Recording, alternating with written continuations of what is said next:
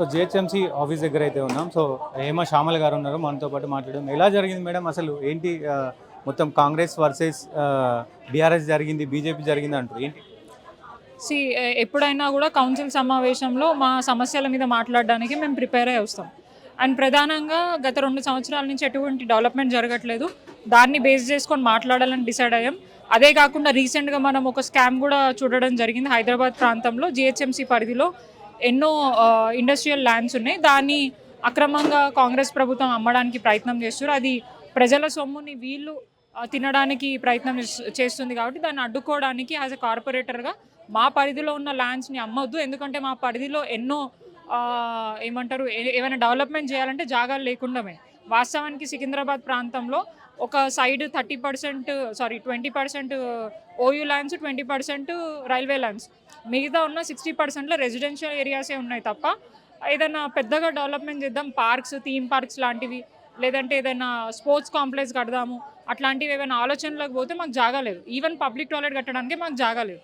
ఇంత ఈ పరిస్థితిలో ఉంటే వీరు ఉన్న జాగాలను అమ్ముకొని అది కూడా రియల్ ఎస్టేట్ బిజినెస్కి కన్వర్ట్ చేసుకోవడం అనేది మేము దాన్ని వ్యతిరేకిస్తూ ఆ ఎజెండా దాని గురించి కూడా మాట్లాడాలని చెప్పేసి మేయర్ గారికి ఒక రిక్వెస్ట్ చేసినాం. ఏదైతే జీవో 27 ఉందో దాన్ని రద్దు చేయాలా, యాజ్ ఎ మేయర్గా, యాజ్ ఎ కార్పొరేటర్స్గా ఈ తీర్మానాన్ని ప్రభుత్వంకి పంపించి మాకు ల్యాండ్ లేదు కాబట్టి వాటిని కూడా యూజ్ చేసుకునే విధంగా మా జిహెచ్ఎంసీ పరిధిలో యూజ్ చేసుకునే డబుల్ బెడ్రూమ్లే కానీ, ఇంద్రమ్మ ఇల్లులే కానివ్వండి, ఇంకేమైనా డిఫరెంట్ ప్రజల అవసరాల గురించి ఫంక్షన్ హాల్సే కానీ అట్లా కట్టుకుంటే వాళ్ళకు కూడా ఉపయోగపడుతుంది. కాబట్టి వాటి గురించి డిస్కస్ చేద్దామనంటే వాళ్ళు డిస్కస్ ఇవాళ ఔటర్ రింగ్ రోడ్ కూడా బీఆర్ఎస్ అమ్ముకుంది, కాంగ్రెస్ కూడా అదే పని చేస్తుంది, బీజేపీ విమర్శిస్తుంది.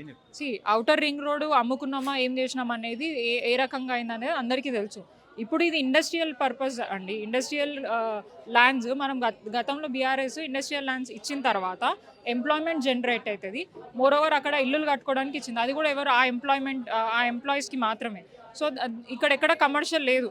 మన హైదరాబాద్ ప్రాంతంలో ఉన్న ప్రజలు అభివృద్ధి చెందాలా, వాళ్ళు ఉన్నతంగా ఉండాలా, ఉద్యోగాలు చేసుకోవాలన్న ఇంటెన్షన్ తోటి వారికి కంప్లీట్గా యాక్సెస్ ఇవ్వకుండా 50% ఇండస్ట్రియల్ ల్యాండ్, 50% రెసిడెన్షియల్ పర్పస్కి యూజ్ చేసుకోవాలని చెప్పాను. కానీ ఇక్కడ ఏం జరుగుతుంది, ఓవరాల్గా ఉన్న ల్యాండ్లన్నీ కూడా కమర్షియల్ ల్యాండ్స్కి కన్వర్ట్ చేసే విధంగా కూడా వాళ్ళు చర్యలు తీసుకుంటున్నారు.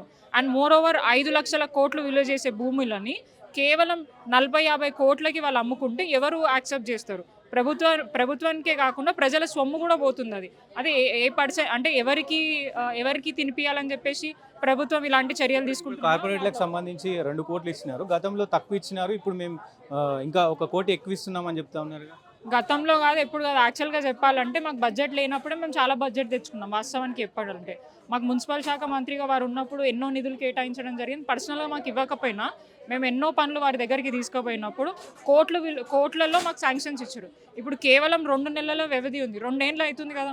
మరి ఇదేదో అప్పుడే తీసుకుంటే కనీసం ఏదో ఒక డెవలప్మెంట్ అయితే జరుగుతుండే కదా. ఇప్పుడు మా టర్మ్ అయిపోతుంది, ఎలక్షన్లు వస్తున్నాయి. సో ప్రజలలో ఏదో ఒకటి చూపించుకోవాలి కాబట్టి 2 కోట్ల నిధులు అనేది మాకు పెట్టిరు. దాంట్లో కూడా 1 కోటి రూపాయలు ఇన్ఛార్జ్ మినిస్టర్ గారి అప్రూవల్తో కావాలి, ఇంకొకటి కార్పొరేటర్ అంటున్నారు. అది కూడా తొందరగా జరగదు. ఇప్పుడు నేను వాస్తవానికి ఎన్నో నెలల కింద ఒక ప్రపోజల్ పెడితే ఇప్పటిదాకా అది టెండర్ స్టేజ్ కూడా రాలేదు, కాంట్రాక్టర్ దగ్గర కూడా రాలేదు అది. సో అదే పరిస్థితి ఇప్పుడు కూడా ఉంటే మరి నేను పెట్టి కూడా ఏం ఫాయిదా? అదేదో ముందే చేసేయాల్సి ఉండే, ప్రొసీజర్లోనే కొన్ని చేంజెస్ చేసేయాల్సి ఉండే. మేము ప్రపోజల్స్ ఇస్తే ఇమీడియట్గా అది వారం 10 రోజుల్లో యాక్సెప్ట్ అయ్యి అప్రూవల్ అయ్యి శాంక్షన్ అయ్యి 10 డేస్లో అది గ్రౌండ్ లెవెల్లో చూపించడానికి వస్తే కనీసం దానికన్నా యూజ్ ఉంటుంది. కానీ 2 నెలల వ్యవధిలో ఎంతగానో మేము చేయగలుగుతాం? కేవలం ఏదున్నా కూడా కాంగ్రెస్ ప్రభుత్వ హయాంలో చెప్పడానికి మాత్రమే కనిపిస్తుంది, కానీ గ్రౌండ్ రియాలిటీలో అది జరుగుతుందని మాత్రం అంటే మాకు అర్థమయ్యే విషయం.